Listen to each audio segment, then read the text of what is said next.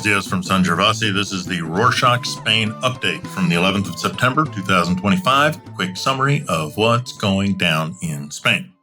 Kick things off on Monday the 8th during a Congress meeting. President Pedro Sánchez sharply condemned Israel's Gaza offensive, calling it the extermination of a defenseless people and a violation of humanitarian law. While unveiling new measures, Sánchez announced a formal arms embargo, a ban on ships carrying fuel for Israel's military through Spanish ports, increased humanitarian aid for Gaza, pledging over 150 million euros of aid 2026. He also vowed to block goods from Israeli settlements. Sánchez admitted these steps might not halt the war, but said that they aim to pressure Prime Minister Bibi Netanyahu's government into ending the war. In retaliation, Israel's Foreign Minister Gideon Sa'ar accused Sánchez's government of course, anti-Semitism on Twitter, and Israel is banning Yolanda Díaz, the labor minister, and Ciro Rego, the youth minister, from traveling to the country because of their genocidal state remarks. On Tuesday the 9th, Spain also deepened its diplomatic rift with Israel by barring far-right Israeli minister Itamar Ben-Gvir and Bezalel Smotrich from entering its territory. José Manuel Álvarez, Spain's foreign minister, announced the move, saying both ministers would face sanctions for their roles in alleged genocide, human rights violations, and war crimes in Gaza. Spain rejected Israel's description of the events as slanderous and recalled its ambassador from Tel Aviv with no return date set.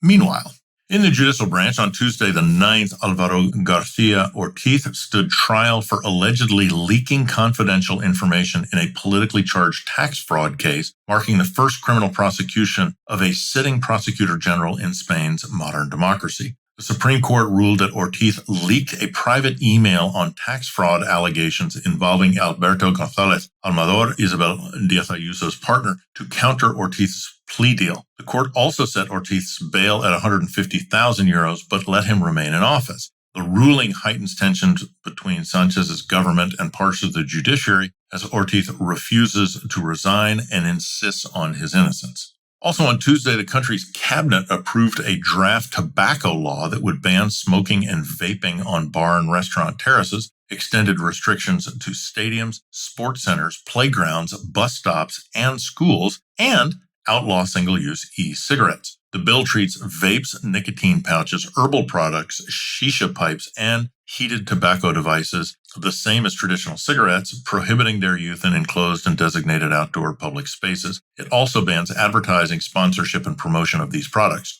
Mónica García Gómez, the health minister, said that the reform will give the country control over tobacco companies, citing past bans in 2005 and 10, where it was outlawed in workplaces and hospitality venues. She also warned that tobacco kills over 50,000 Spaniards yearly and causes 30% of cancers. Criticism slammed the bill for not including plain packs and price hikes, fearing that tobacco companies might sway the decision on whether plain packs and higher taxes for companies will be accepted or not. As the school year for most has just begun, let's take a look at education. On Tuesday the 9th, Spain's Council of Universities sparked a little bit of controversy when they decided to approve new regional degrees in data science and artificial intelligence at the University of Granada and biomedical engineering at the University of Jaén, despite previous rejections by Andalucia's regional government and the regional quality agency. Senior educators in Granada and Jaén in the south labeled the national ruling as a correction of an unjust situation, as they believe that the south has long suffered from unequal access to educational opportunities compared to other regions. The Andalusian government called for an urgent meeting to discuss all sides on Thursday the 11th to diffuse criticism.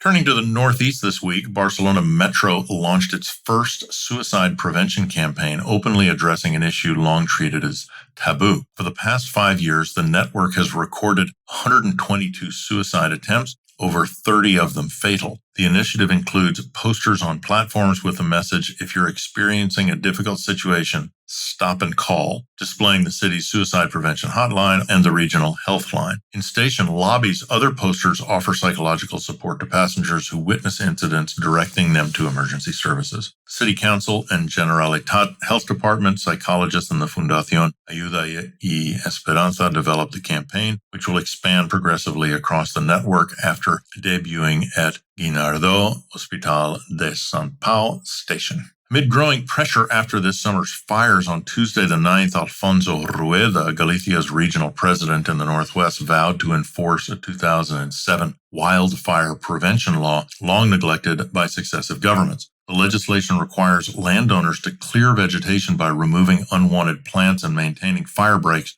around homes to slow fire from spreading. But compliance has been minimal. Rueda said the regional government will now carry out clearing on private land, charging owners and issuing fines where necessary. Rueda has also urged the central government to establish a permanent base of military emergency unit in Galicia.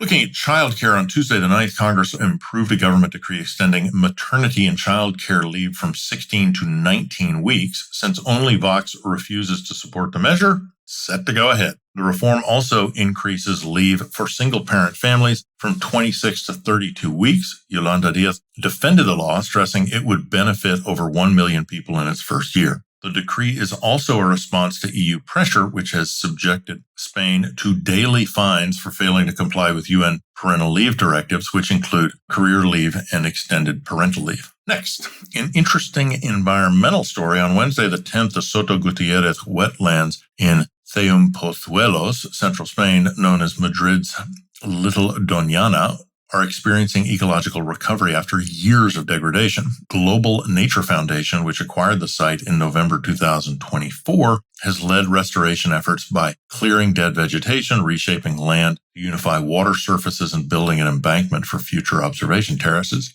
First stages of the project cost around 70,000 euros. They've already attracted marsh harriers, storks, black-winged stilts, coots, mallards, and the rare slender redshank, a migratory bird listed on Europe's red list. Experts say Soto Gutierrez wetlands now symbolizes the potential of restoring degraded wetlands. On Sunday the 7th, Colombian artist Sebastián Sánchez revealed a new sculpture in Granada, southern Spain, honoring the canonization of Saint Carlo Acutis, who is celebrated as the cyber apostle of the Eucharist for his unique modern approach to faith. Carlo, an Italian teenager who died of leukemia in 2006 at 15 years old, combined deep Catholic devotion with digital skills, creating a website documenting Eucharistic miracles worldwide and using technology to evangelize and educate young people about the faith. The statue portrays Carlo casually sitting on his bed with his laptop, interacting with friends and reflecting his integration of everyday life and spirituality. In entertainment news, on Tuesday the 9th, Spain's public broadcasting organization Radio Televisión Española confirmed that Benidorm Fest 2026 will go ahead even if Spain withdraws from the Eurovision competition over Israel's participation. The broadcaster emphasized that the contest has grown into a music festival with its own identity and is no longer just a Eurovision pre-selection. For the first time, this year's general rehearsals will be open to the public. 16 acts will compete, chosen from a revamped selection committee, and the winner will receive 150,000 euros to support their career. The country will announce whether it will participate in the pre-selection in December. Closing with sports, on Sunday the 7th, the men's national team demolished Turkey 6-0 in the World Cup qualifier, showcasing why many see them as a front-runner for the 2026 glory. Mikel Merino, the midfielder, has now scored 6 times in 6 matches, earning him the title La Rioja's secret weapon, even though he's just 18 years old. Lamine Yamal cemented his status as the country's next global superstar with his defense skills. La Roja looks primed to dominate next summer's World Cup. And that's it for this week. Thanks for joining us. If you want to send somebody an episode, you can download any of the shows at www.rorschach.com/Spain as an MP3 file. Link in the show notes. Hasta la próxima.